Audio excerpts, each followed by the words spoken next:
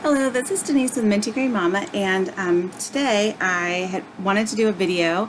I've actually been wanting to do this video for a while. I'm out of town. I'm in my hometown, but right after the holidays, my kids and I all got a stomach bug, and we were all sick. So um, this has been a while in the making. Thankfully, we're all doing a lot better, and I thought, let me grab this moment in time that I have someone watching the kids and do a video. So this video is about a metaphysical haul. I was able to go to my favorite metaphysical store, Pathways in St. Louis, and I wait, all year until a visit. Sometimes we come, a couple times a year, but whenever we come, I make sure that I go because it is one of my all-time favorite stores. It's my favorite metaphysical store of all time. And we were able to go for a small business Saturday, and they had a lot of good deals, and I got a lot of stuff I'm very excited about. So I wanted to share that because I've been trying not to shop so much, and I kind of just let loose a little bit. Oh my gosh. Okay. Whew. So I'm gonna start with books. I got six books. So the first book is The Circle of Nine, which it says an archetypal journey to awaken the divine feminine within, by Cherry Gilchrist. And it just seems like it fits in a lot with what I had been reading, the book I had read about overwhelm, and what I've been doing lately to try to reduce the overwhelm in my life, and also make sure I include like the spiritual part along with like my whole motherhood part and all that stuff. So it says in the back, juggling career, marriage, and family with creative and spiritual pursuits such as the life of modern women. So I thought that would be a really good fit for me right now. So Circle of Nine looks really interesting. And then Do It Yourself Akashic Wisdom, Access the Library of Your Soul by Jackie Smith and Patty Shaw. And I've always wanted to learn how to access the Akashic Records or read a book on it or take a class, and I just hadn't actually done it yet. So I went ahead and bought the book, and hopefully I will read that soon, but I have so many books to read. I'm not sure when I'm going to get to that one. Oh, yeah, I did say I forgot if I said the authors, but I believe I did. And then I have a Practical Heathen's Guide to Asatru by Patricia M. Lafayette.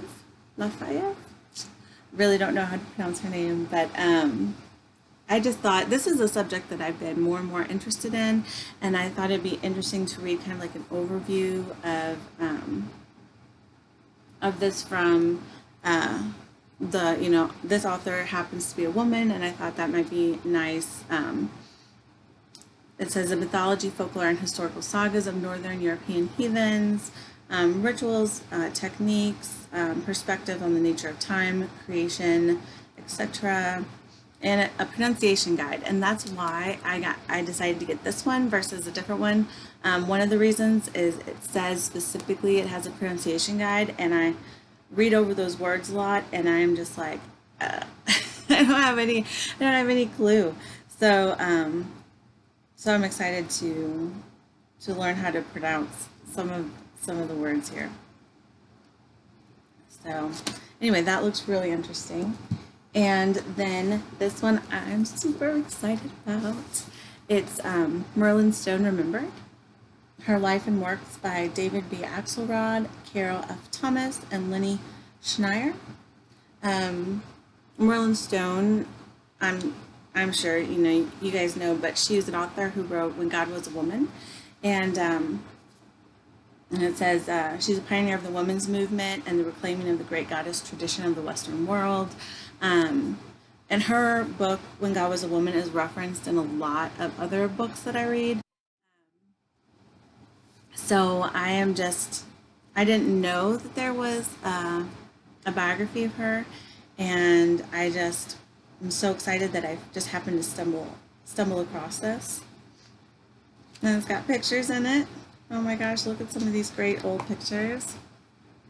So I'm really excited to read this. I've been really into like biographies lately, so that'll be fun. And then my second to last book is The Old Magic of Christmas by Radish.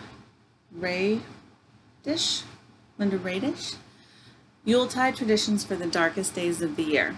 And it sounds interesting because it says, not so very long ago, Yuletide was as much a chilling season of ghosts and witches as it was a festival of goodwill.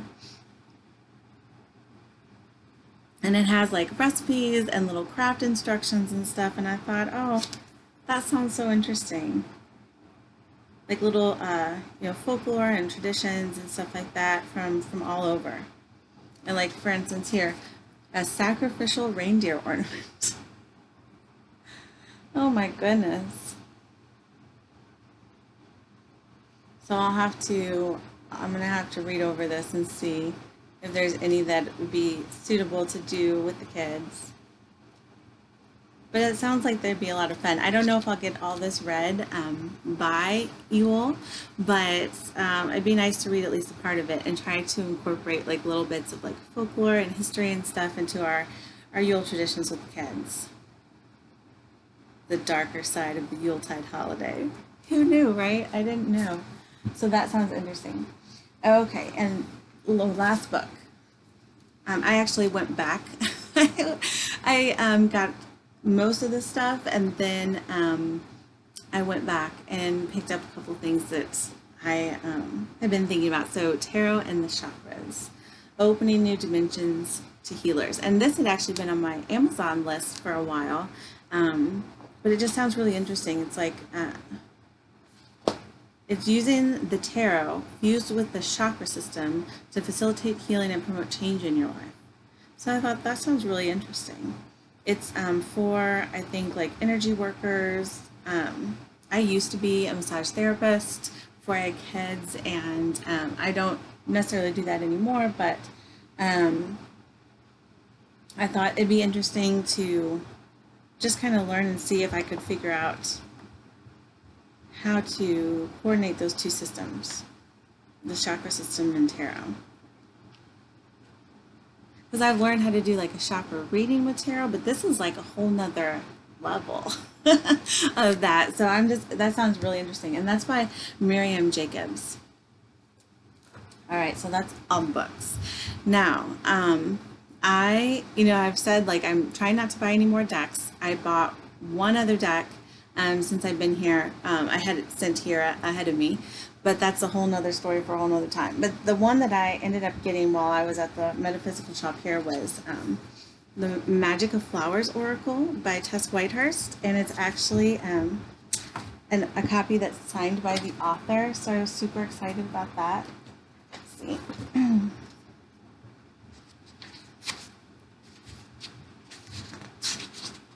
Oh. So that's nice. I don't know, it's fun to have the authors signed copies and everything, but so it's signed in the book there. Magic of Flowers Companion. I haven't even broken open the deck yet. Oh my gosh, I'll have to do that sometime. But it has, gorgeous pictures. I'm trying to, it's illustrated by Anne Wertheim. Okay. Yeah, the illustrations are gorgeous. I love the artwork. And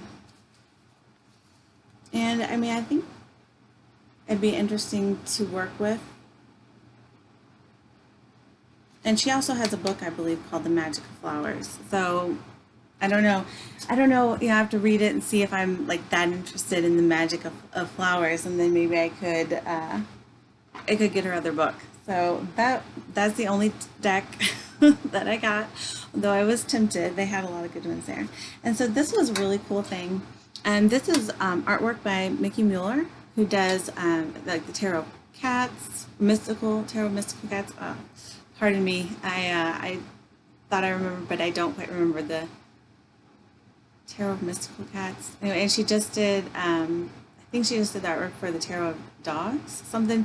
I did not do my research before I did this video, but she has, and she did the voices of trees, I think. Anyway, she has, and she's also an author. So this little tin Oops. Just a little cute little tin with like some of our artwork on it, so I thought that was really cool.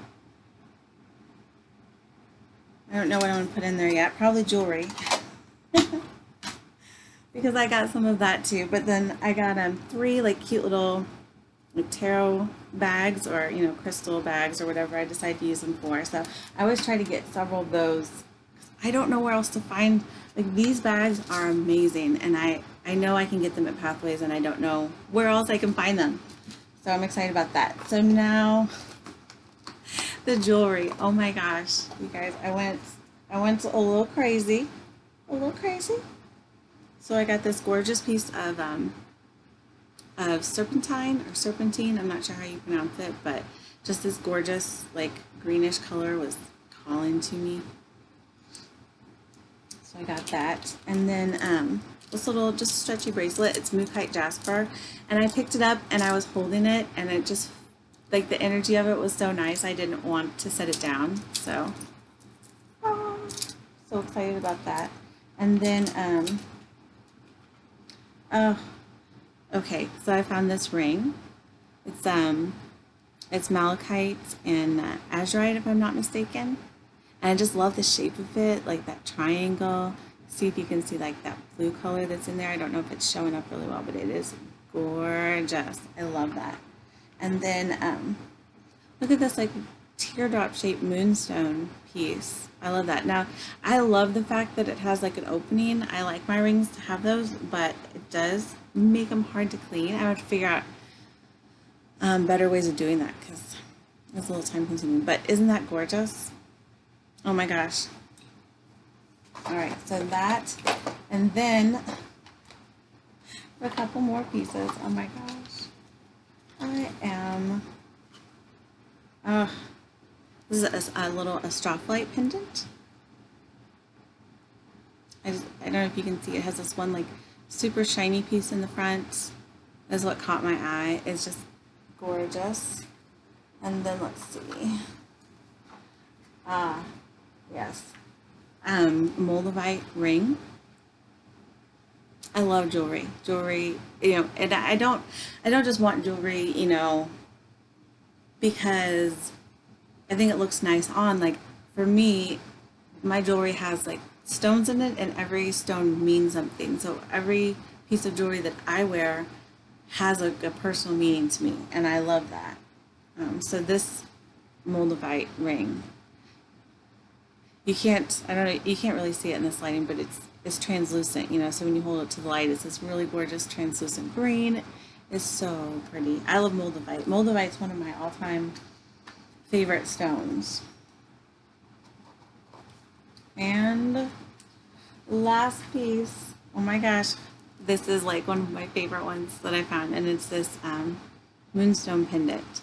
And so there's no backing on it, so you can, it's completely, it's translucent, but it's got this gorgeous flash, and if you see, it looks almost like it's broken, which is what attracted it to me. Like, it has like these almost like fracture lines through it. It makes it look, I don't know, like whole but broken. And it's very, very cool.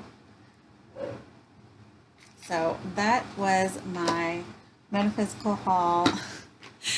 Oh my goodness, I am so excited. I just love, and that's not even the only metaphysical store in town, but I just think it's so important to support, local businesses, and I love being able to buy jewelry in person. And I mean, I just love going there. So anyway, I'm so excited that I was able to go and stock up on some my like jewelry purchase for the year, and my book purchases. Oh my gosh, I always like come home with more stuff than I showed up with. So anyway, that was my Metaphysical Haul, and I hope that everybody is having a wonderful week, and I will talk to you later. Bye.